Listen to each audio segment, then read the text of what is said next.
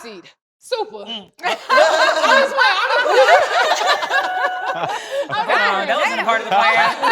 I'm just playing. But no, in real life, I've seen so much growth from you. Most definitely. Even in the past month, you talk about going to talk to the lady. When we sitting here kicking in on these last couple conversations, I'm like, oh, my friend growing. Yeah, and I can tell it's very intentional.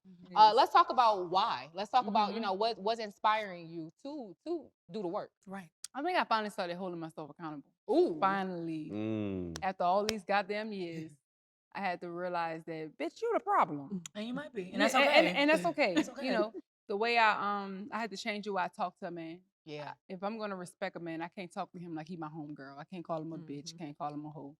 I can't talk down on him. I have to respect that he's a man, especially if he's showing me that he's a man. Yeah. So I had to learn that, and I had to learn to stop using my hands when I talk.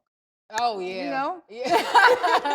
I had to, like learn how to listen to actually listen and not to respond. I'm always feeling like something is attacked when somebody's telling me something. I just gotta respond in a emotional tone. So when somebody tells me something, what have you been? Like same. I take everything as an attack, and I'm learning how to not respond in attack mode. Just to be like, well, what do you mean? Like, what are you trying to say? Well, maybe I don't see what you see. So, and at first it was me trying to work on my relationship, and then it started me to work on myself. Yeah. So, so I'm like, well, let me stop trying to fix myself for a man. Let me fix myself for me. Ooh. I love that. We you and I have a lot in common in that lane. I'm learning how to receive people's criticism without it being like a direct attack. Definitely. Yes. Because I feel like I've figured out how to word this properly now. My mama and daddy didn't let people correct me as a kid. Okay. My mom and dad even kind of, if we can be honest with you, kind of walked on eggshells correcting me. Okay. And unfortunately, that creates an adult that now cannot take criticism or cannot be corrected. Ain't telling nobody. And let me tell you who got me together. She laughing because she know. We were on set, and it was an episode where I feel like I'm okay with you not agreeing with me, but validate my feelings and validate how I feel. But that's not your job, and I had to learn that's not your job. Yes. Kitty was like, "You ready? Can you take some feedback right now?" And I was like. But that's how you know the intentions were good, because are you ready to receive this and not just, I'm going to give you some unsolicited criticism She that you didn't ask asked, for. and I was like, yeah. And she was like, girl, them people ain't got to agree with you. Get the fuck over it. She ain't say it like that, but that was the gist of the conversation. I was like, all right, yeah, you right. They ain't got to agree with me. I'll work on it. No, you know what? Let me correct that, baby. Let's make sure we get this right, okay?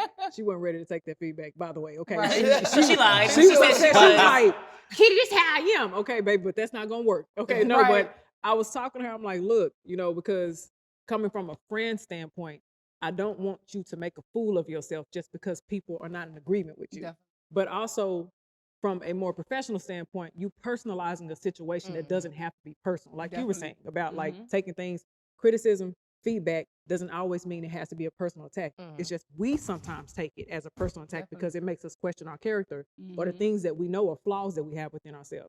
Randy completely took it. I'm like, look, this is out of love. This ain't no other way. I'm saying this as a sister, a friend, minus a professional. Right. This is stuff we can't personalize situations like this, because looking from just a bigger standpoint, a more broader standpoint, this is going to affect you in business world, friendship, your marriage. For sure. Let's bring this And if in. we're being honest, because it was a repetitive conversation, I was like, I gotta listen. She's not lying to me because I've heard it in numerous spaces of, hey, or I've seen people tense up when trying to talk, and I'd be like, bitch, relax, I ain't gonna beat you up. Why are you scared? But then it's like, no, but that's the energy that I've given you, or that's the space that I've created where it didn't feel safe for you to express yourself. So once she gave me that feedback, I had to use like 3 bottles of water to swallow the pill, but it got down eventually.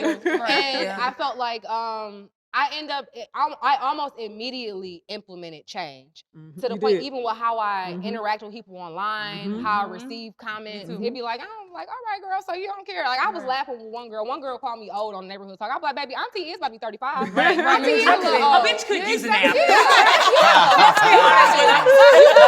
was like, all right, I thought this was a face. She was like, you thought wrong, auntie. And I was like, laughing faces. Girl, auntie, oh, you teach. What's that mean? What's that mean? The kids doing that. What teach? Whereas in the past, that would have bothered me. Like, bitch, who you calling? Oh, who you talking to? Oh, I'm about to come back. Like, you know. Right. But now it's not there no more. I don't have the energy for that. But also too, just being a woman in business, you know that when a man is assertive, he's a man. But when a woman is assertive, she's a bitch, right? And so all of us being entrepreneurs, we gotta like leave that shit at the office. Go home and realize that your man is your man. Exactly. You not your employee, not your whatever. And that was another thing. I think that because I'm such a matter of fact type of person. Hold on, is this a fucking intervention right now? This is a session. Because I'm such a matter of fact kind of person, I've had to really learn to like slow the fuck down. Like that's your man. That is not somebody that you need to be rushing through conversation or like, hey, like treat him. You used to talking to everybody around like that. Or even in conversation.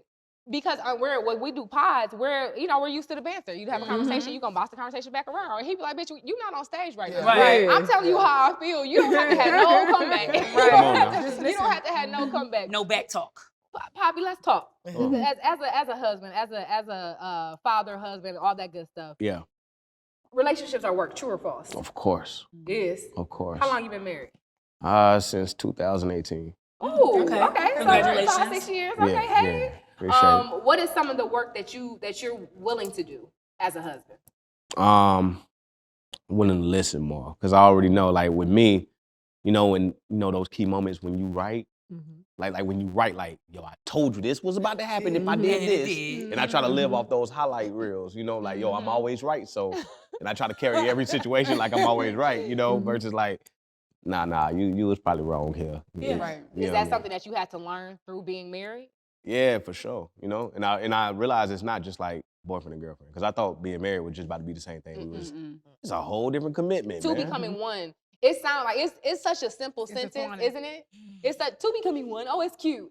But two becoming one is work.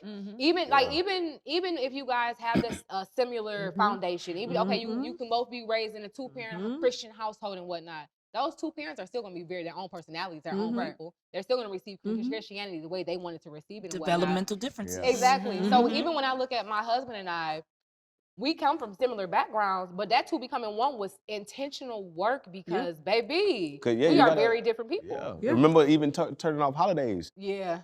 She didn't like that? It was a conversation, you said turning off holidays? Oh, you missed it, girl, yeah. Oh. Nothing. Wow, he was ready. While he was in grind season. He was like, no holidays. Oh, I thought this one has to do with a religion. Oh, no. It's just, you got a little bit of both, but it was mainly like, yo, we need to tighten up. You know what I'm saying? Because clearly we spending money on 24 hours. It's only 24 hours. This holiday make over $1 trillion. That means literally everybody is in that spirit, and then boom, after that. Oh, I would have turned off sex for like 2 months. You feel me? This conversation's pissing me off. Look, even working at Walmart, I used to see a pattern. Like, that's the biggest return day in history. Oh, yeah. Because people, they go in debt for this, they get divorced behind this, they kill themselves. There's all types of crazy stuff behind this one day. That is true. So it was a lot of angles that I was trying to throw them at every angle. I'm like, hold on, let me hit you with all this first before I say. Video. I was like, I ain't like the subject. I don't like this. Yeah, but it was a conversation. It was a hold on. What you mean? We get like for how long? I'm like, I just wanna let's just stop doing it. Like, cause of the time. That's when I started. Was she sneaking buying gifts still? Nah, it was the mamas. It was the grandmamas. It was the grandmamas. The grandmamas. I just want to see the baby. And you said, I'm like, why you got gifts? They unwrapped.